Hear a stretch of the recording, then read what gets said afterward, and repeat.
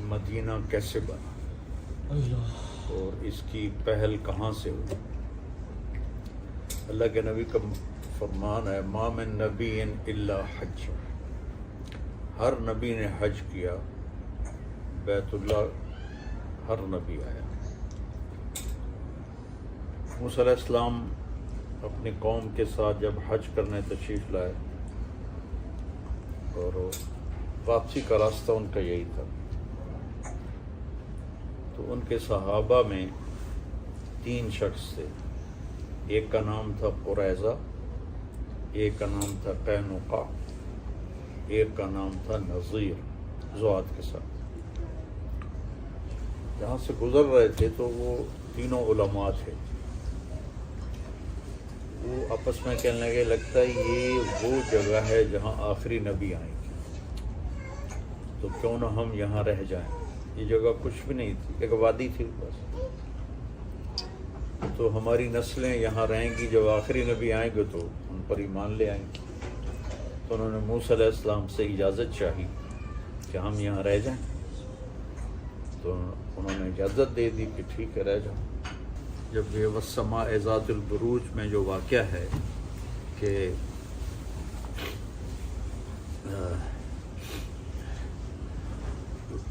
یہودی بادشاہ تھا یمن میں جس نے عیسائی مذہب قبول کرنے پر آگ میں جلا دیا تھا لوگوں کو، قتل اصحاب الاخدود النار ذات الوقود، تو کچھ قبائل یہود وہاں سے خیبر گئے، بنو قریظہ یہاں آباد ہو گئے۔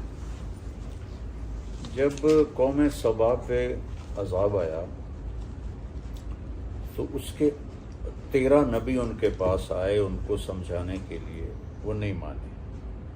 تو وہ ڈیم میں نے دیکھا تھا یمن میں، جب میں گیا تھا 8 گھنٹے کا سفر کر کے میں وہاں پہنچا تھا، اور راستے میں قبائلی لڑائیاں، جگہ جگہ وہ کلاشنکوفیں، بڑا خوفناک ماحول تھا، لیکن میں نے کہا دیکھنا ضرور ہے۔ وہ جا کے ڈیم دیکھا، جو نہریں نکالی تھیں وہ دیکھیں، تو وہاں سے یمنی قبیلے 2 وہ نکل پڑے کہ لگتا ہے کچھ ہونے والا ہے۔ ایک کا نام اوس تھا اور دوسرے قبیلے کے سردار کا نام خزرج تھا، دونوں بھائی تھے۔ تو وہ چلتے چلاتے وہ یہاں مدینے میں آ کے آباد ہو گئے۔ جب یمن کا ایک بادشاہ تھا تبع، اس نے مدینے پہ آگے شام پر حملہ کرنا تھا، مدینے پہ جب وہ اٹیک کرنے لگا تو یہود کے علماء نے اس سے کہا یہاں آخری نبی آنے والا ہے، یہاں یہ کام نہ کرو، تمہیں نقصان ہو سکتا ہے۔ تو اس نے پھر اپنی فیملی میں سے، اپنے شاہی خاندان سے ایک خاندان کو یہاں مدینے میں آباد کر دیا، اور ایک تحریری خط بھی لکھ دیا۔ وہ اشعار مجھے یاد تھے لیکن اب بھول گئے، کہ میں اس آخری نبی پہ ایمان لایا۔ تو وہ جس فیملی کو یہاں چھوڑ کر گئے تھے، اس کے مہمان بنے میرے نبی ابو ایوب انصاری، طبع کی چھوڑے ہوئے خاندان میں سے تھے۔ اس وقت کی دعا کو اللہ نے یہ آنر دیا کہ ابو ایوب کے مہمان بنے ہمارے نبی۔ تو اوس و خزرج کو آپس میں لڑا کر یہ تینوں یہودی قبیلے مال بناتے تھے، ان کو سود پہ پیسے دیتے تھے، ان سے یہ مال بناتے تھے۔ تو اللہ تعالیٰ نے آخری نبی کو مبعوث فرمایا،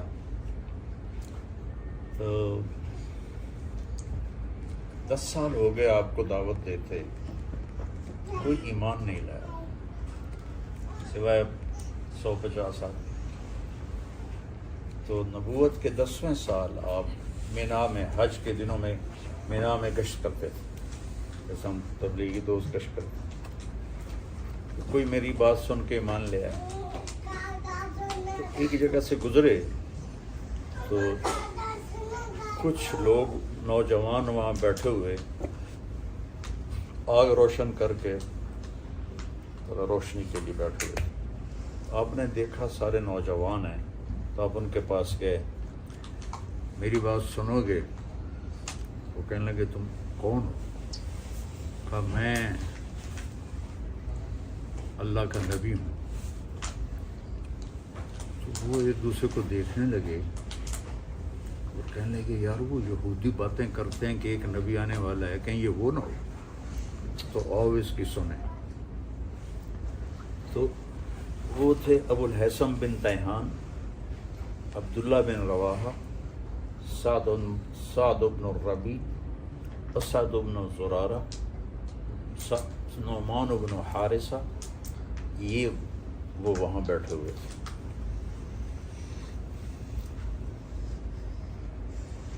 آپ نے ان کو دعوت دینی شروع کی۔ قرآن آپ کیا تھے؟ قرآن سناتے تھے۔ اور عبادہ بن صامت چھٹے تھے۔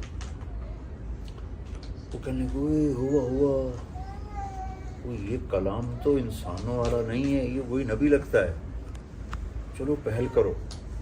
تم 6 نے کلمہ پڑھ لیا۔ آپ اتنے خوش ہوئے تو کہنے لگے اگلے سال ہم آئیں گے۔ تو اگلے سال آپ نے مینا میں ان سے ملاقات کی تو 12 لوگ تھے، ان میں یہ 6 پورے نہیں تھے، 3-4 یہ تھے اور باقی دوسرے لوگ تھے، 12 تھے، جس کو بیعت عقبہ الاولیٰ کہتے ہیں، پہلی بیعت۔ تو انہوں نے کہا یا رسول اللہ ہم اب اگلے سال آئیں گے۔ تو مینا تو اب انہوں نے سارا حاجیوں کے لیے پہاڑ ہٹا دیے، تو ترکوں نے وہاں ایک مسجد بنا دی تھی، وہ نظر آتی ہے پرانی طرز کی۔ یہ وہ جگہ ہے جو پہاڑوں میں ایسے گھری ہوئی تھی، اور اس میں وہ خفیہ طور پہ رات کو چپکے سے اٹھ کے جمع ہوئے۔ ان کے سرداروں کو بھی نہیں پتا کہ یثرب کے کچھ لوگ ادھر گئے ہیں۔ تو آپ کے ساتھ حضرت عباس رضی اللہ تعالیٰ عنہ کو اپنے ساتھ لیا۔ تو پہلے حضرت عباس نے بات کی، دیکھو بھائی یہ میرا بھتیجا ہے، وہ ابھی انہوں نے ایمان نہیں لائے تھے، ہم اس کی حفاظت کر رہے ہیں، اس کے دشمنوں سے اس کو بچا رہے ہیں، اگر اسے لے جا کر اس کی حفاظت کر سکتے ہو تو پھر لے جاؤ، اور اگر نہیں کر سکتے تو ابھی چھوڑ دو۔ تو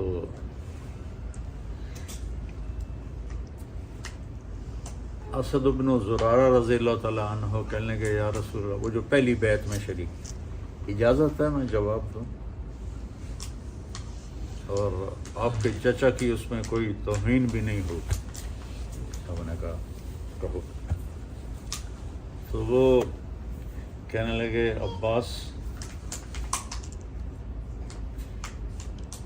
چوڑیاں ہم نے بھی کوئی نہیں پہنی ہوئی، نحن ابناء الحرب کابرا عن کابر، ہم نسل در نسل جنگجو لوگ ہیں۔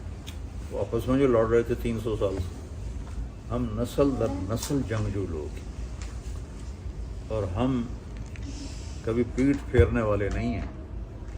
اور تم جانتے ہو کہ جسے قوم ٹھکرا دے اسے ہم قبول کر کے اپنا سردار بنائیں، یہ عرب کی ثقافت میں کتنی مشکل چیز ہے۔ تو اگر ہم نے اتنا بڑا فیصلہ کر لیا ہے تو آگے بھی ہم حفاظت کر کے دکھائیں گے۔ تو کہنے لگے